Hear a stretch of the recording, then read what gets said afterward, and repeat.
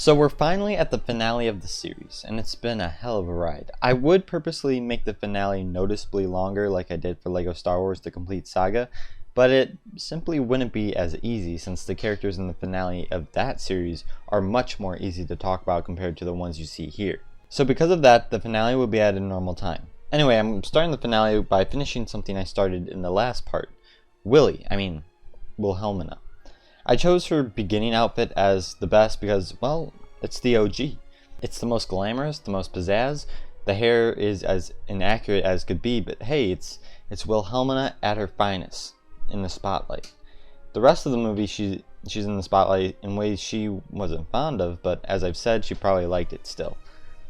That all being said, this Wilhelmina is in no way different than the other Wilhelminas, so that means literally any Wilhelmina variant could have been here.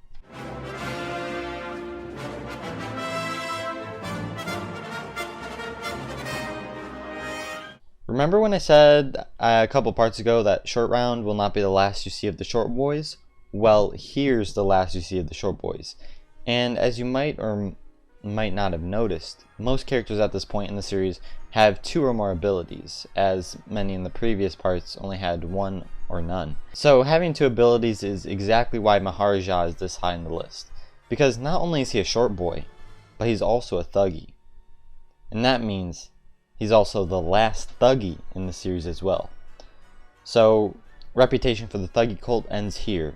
And that's pretty bittersweet considering that we've had like a whole part dedicated to thuggies, and it's kind of I didn't expect to be so touched by a LEGO game. But anyway, Maharaja was part of the thuggy slave driver boss fight, and he threw elixir at him to keep him invincible. Clearly this is inaccurate to the movie, since in Temple of Doom, Maharaja stabbed Indiana Jones' voodoo doll to keep him weak. I guess Traveler's Tales thought a voodoo doll was too much.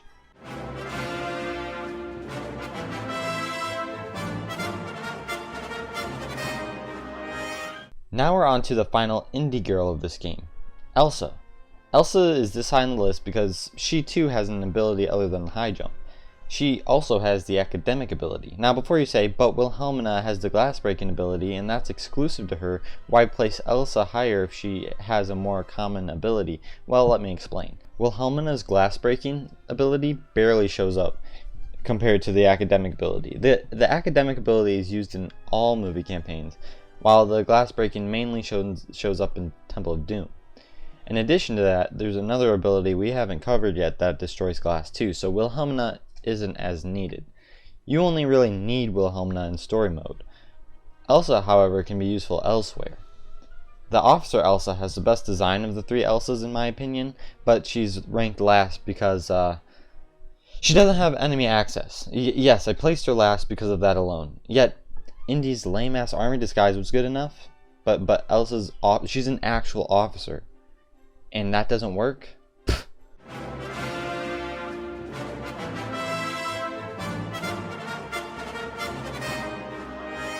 This is the variant that you see in the desert portion of the movie, as you could probably tell by the name. Believe it or not, ELSA also has a phobia, rats, and it makes sense considering her attitude towards rats in the movie. There's a whole puzzle in the hunt for Sir Richard level revolving around this mechanic alone. The Desert ELSA is the second best, or second worst, depending on if you're an optimist or pessimist, because she was a known baddie at this point in the movie. No one liked her because she was a Nazi. We all knew it. Anyway, ELSA's ultimate goal was to retrieve the Holy Grail for Hitler's immortality. Now, wow, that's pretty cool. Not that I condone an immortal Hitler, but it's cool to intertwine fiction and history, you know?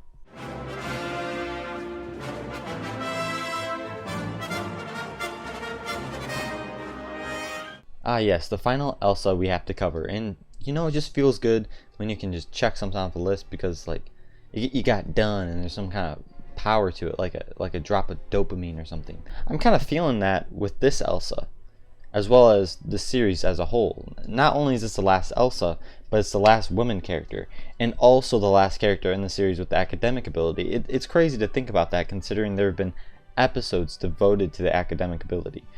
Anyway, I chose this as the best ELSA because she was still seen as a good guy at this point in the movie. After all, she is the variant in which you first meet her. Then she had to pull the old-fashioned switcheroo on us and reveal herself to be a Nazi. You know how it is.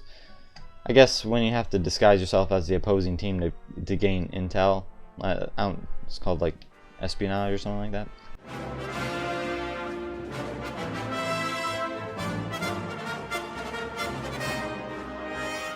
Now here's the introduction of the last ability we haven't covered in the game, and that is the explosive ability. No, the character is not self-destruct like the extra in LEGO Star Wars The Complete Saga. I suppose if you throw a bomb at the perfect trajectory and distance from a wall, the bomb could bounce back and blow you up. So in a way, I guess you could self-destruct. The explosive ability is really good because characters that have one of two specific weapons can destroy silver objects, and no other weapon could do the job. The enemy officer has the grenade bomb thingy, and that's one of the two explosive weapons. The explosive ability is the ability that makes Wilhelmina's glass breaking ability basically useless, because the explosive weapons can also destroy glass. So Wilhelmina is inferior to the explosive character since her scream cannot blow up silver objects, as amazing as that would be.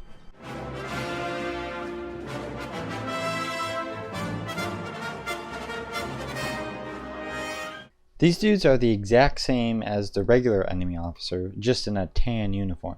Let me tell you, these guys are so high solely on the explosive ability. The grenade in this game is not practical for fighting enemies at all, only for exploding silver objects.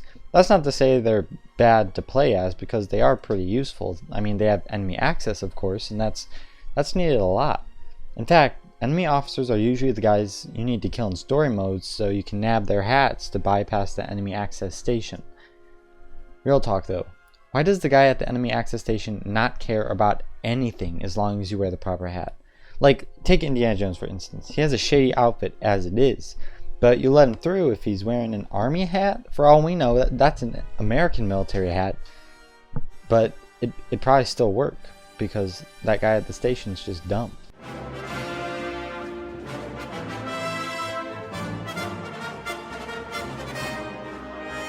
In case you've never heard of this game, 9 episodes into the series, yes, Han Solo is in this game. After all, Indiana Jones was in LEGO Star Wars The Complete Saga, and he served as kind of a sneak peek for the LEGO Indiana Jones game. Granted, the Indy in that game was nothing like the Indy in this game, and if you've seen my every character ranked for LEGO Star Wars The Complete Saga, which most of you have, then you know I've said all this before. But as sort of a payback, LEGO Indiana Jones snuck Han Solo into the roster. To unlock him, you have to find 5 different Star Wars characters scattered throughout the levels in hidden locations. There's C-3PO in the Lost Temple, Luke Skywalker in an ice cave, Chewbacca in a cleverly placed Mos Eisley Cantina in Cairo, Princess Leia in a containment unit in the Thuggy Lair, and R2-D2 in a canyon. The way to unlock Indiana Jones in this game is among one of my favorite character unlocks in any LEGO game, period. With all that said, Han has no real abilities other than his blaster pistol, which actually has blasters. But hey, this is everyone's main after you unlock him. So, now also, is it just me, or does Han Solo look a bit too much like Indy? Oh god. Oh god, the LEGO conspiracy police are here, and they have a warrant. I gotta go, guys, I gotta go.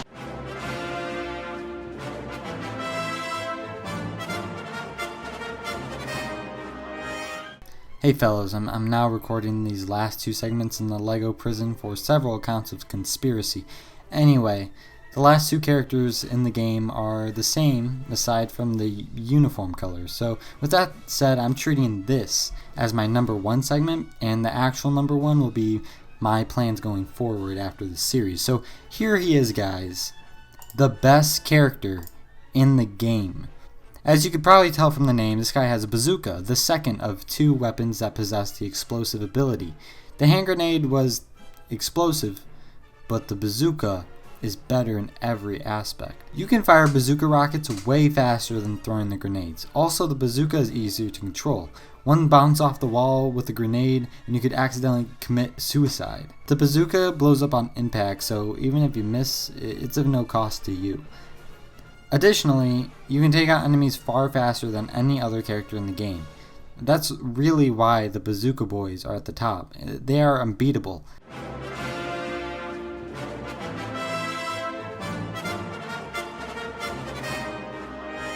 There's not much to add after what I said for the Crusade Bazooka Boy. The Raiders Bazooka Boy is higher because I believe Raiders of the Lost Ark is a better movie than The Last Crusade, and I think that's objective at this point, right?